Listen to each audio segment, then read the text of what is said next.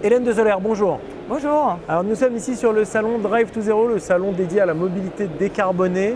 Vous êtes co-directrice du programme Interlude Plus pour le CEREMA. Alors Interlude Plus, c'est quoi concrètement? Le programme Interlude Plus, c'est un programme qui émane des certificats d'économie d'énergie. Donc les C2E. Les C2E, voilà. Donc c'est un programme qui est porté par trois partenaires, trois porteurs principaux, donc le CEREMA. Logistique Le Carbone, qui est une émanation de la Fédération du commerce de gros, mais qui va travailler dans le cadre d'Interlude Plus pour l'ensemble des fédérations et des acteurs professionnels qui opèrent la logistique urbaine.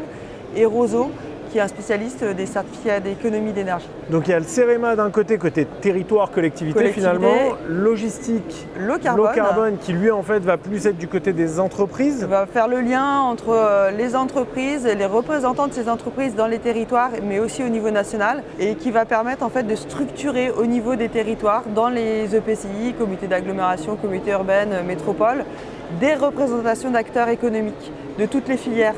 Donc oui, parce qu'on ne l'a pas dit, mais nous on travaille sur la logistique urbaine pour répondre aux enjeux de la logistique urbaine, donc, et donner aussi des moyens d'action au territoire, d'agir donc, en faveur d'une logistique urbaine plus durable.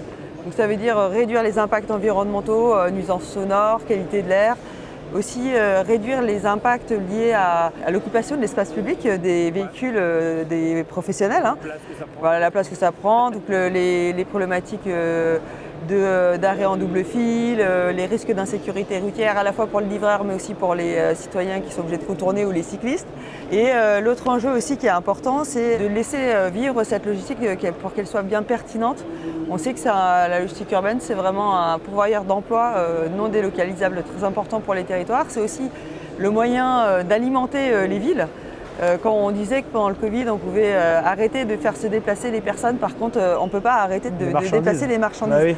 Donc l'attractivité économique des villes, la revitalisation des commerces, etc., tout ça vit grâce à une bonne logistique dans les territoires. On a besoin de notre logistique urbaine, de notre logistique du dernier kilomètre. Aujourd'hui, on a quand même besoin de la décarboner, de la modifier. Ça fait plusieurs années que le programme Interlude Plus existe. Tout à fait. Alors le programme Interlude Plus s'inscrit dans une sorte de continuité amplifiée du programme Interlude qui avait été mis en place et qui avait démarré en 2020. Le programme Interlude Plus, lui, va durer jusqu'au 31 décembre 2026. Le programme Interlude Plus donc, vient en accompagnement des territoires. Vous me demandiez comment. On apporte des financements C2E aux collectivités qui s'engagent dans le programme Interlude Plus. Qu'est-ce que ça veut dire s'engager dans le programme ? Ça veut dire monter une gouvernance au sein de son territoire sur le sujet de la logistique urbaine, avoir un élu qui prend en charge ce sujet, un technicien référent, et aussi structurer et aider la mise en place d'une instance de partenaires, donc de représentants des acteurs économiques du territoire, pour co-construire une charte de logistique urbaine durable concertée. Donc on fait du diagnostic, donc là nous on vient apporter aussi la méthode côté CEREMA sur c'est quoi un diagnostic machin.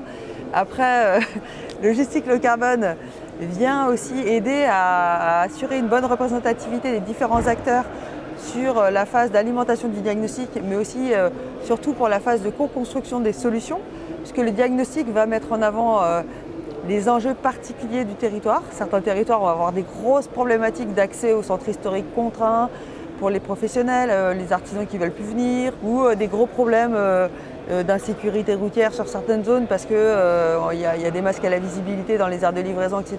Ça peut faciliter la vie en fait même des acteurs de la logistique. C'est-à-dire quand on va parler de logistique durable, parfois on a l'impression qu'on va entre guillemets forcer la main des acteurs de la logistique à se mettre dans le durable, mais en réalité parfois eux-mêmes ayant des problématiques d'entrée dans les centres-villes, si on leur trouve les bonnes solutions, c'est mieux pour eux, c'est plus facile. Les acteurs des territoires viennent volontiers aux concertations pour co-construire les solutions avec les acteurs publics. Parce qu'en fait, effectivement, les acteurs du dernier kilomètre subissent beaucoup de contraintes et sont vraiment sous pression. Et aussi, il y a beaucoup d'entreprises pour qui les enjeux environnementaux sont de plus en plus importants. Et donc, on les aide à mettre en place et à décliner des solutions plus vertueuses. Ça répond à leurs attentes. Très souvent, en plus, c'est comme pour nous, mais tout ce qui va être mieux pour l'environnement, souvent, c'est aussi plus économique. D'accord, mais donc ce C2E, il ne va pas forcément permettre d'aller financer, que ce soit des flottes ou quoi, pour les entreprises de logistique, qu'on comprenne bien, c'est pour les territoires.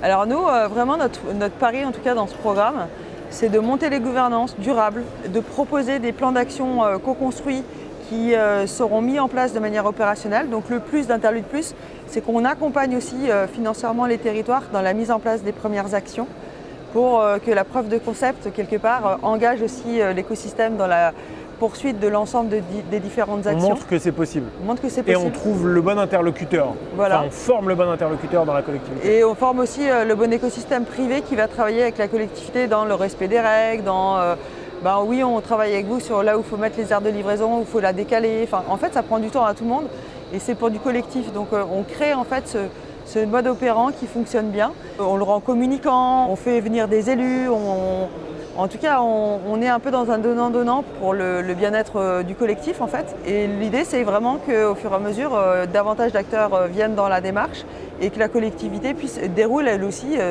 s'oblige à suivre ce plan d'action. Alors aujourd'hui, c'est combien de collectivités concernées, Interlude Plus? Alors 61 territoires. Ça représente à peu près, parce qu'on est surtout sur les gros territoires, 37% de la population française. Et les grosses réussites qu'on a pu voir dans les dernières années sur la logistique durable, sur la transformation de la logistique du dernier kilomètre?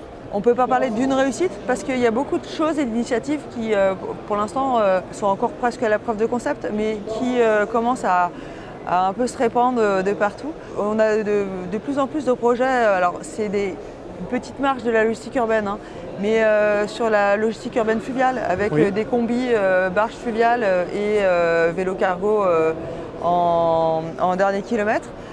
On va avoir aussi beaucoup d'entreprises qui optent pour le verdissement des flottes. Donc oui, nous, on ne donne pas les aides pour les entreprises. Il y a d'autres dispositifs de financement des aides à l'achat de véhicules propres pour les professionnels.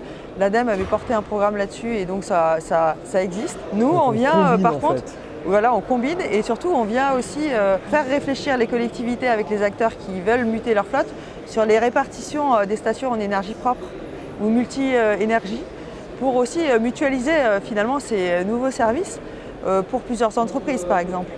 Donc on a aussi des stations multi-énergie qui sont mises en place avec du GNV, l'électrique, du diesel dans le Grand Sénonais par exemple, qui n'est pas une énorme grosse agglomération. Enfin, la collectivité via le programme Interlude a réussi à réunir plusieurs entreprises qui ont misé sur Et là pour le coup on est vraiment dans le proof of concept dont vous parliez tout à l'heure, c'est-à-dire qu'on va montrer que ça peut fonctionner. Une fois qu'on l'a montré derrière, si ça fonctionne, on déploie. On réplique. Ouais. Donc on a aussi des collectes de bonnes pratiques. On a un site interlude.green qui est alimenté avec toutes les ressources pédagogiques, toutes les ressources de formation et aussi beaucoup de benchmarks, de solutions, de co-construction.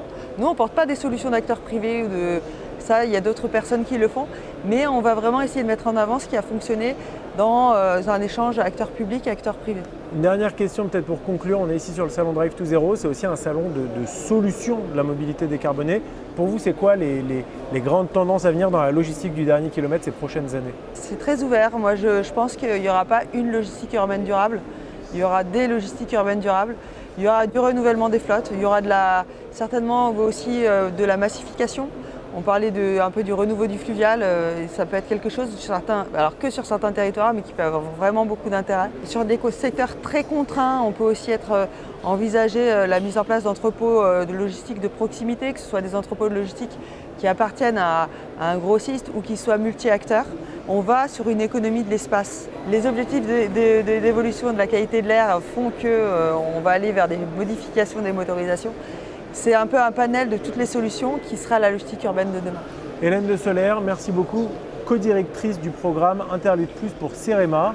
Merci encore sur le salon Drive to Zero de la mobilité décarbonée. Merci à vous.